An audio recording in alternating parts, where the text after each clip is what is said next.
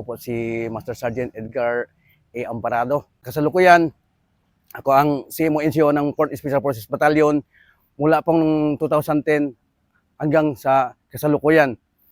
So, Basilan noon, nung pagpunta namin dito, napakalayo talaga ng kung ikumpara. Noon yung Basilan, kailangan talaga na pag nag-atid kami ng mga serbisyo, kailangan mo talaga marami kang security na para lang makapaghatid ng serbisyo doon sa mga community. Pero kung ikumpara ko sa ngayon, hindi na ganun ka-risk ang buhay ng mga kasundaluhan nyo dito sa Basilan, lalo na yung kami na 4th Special Forces na naghahatid ng serbisyo sa mga komunidad. So sa tagal ko sa dito, sa 15 years ko, tinawag nila akong legend.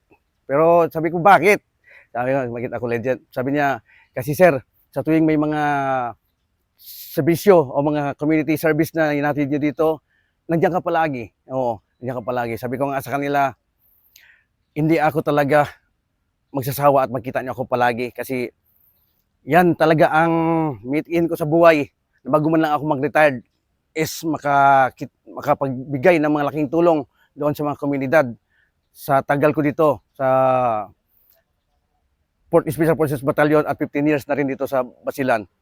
So 3 taon na lang ako compulsory retirement na ako.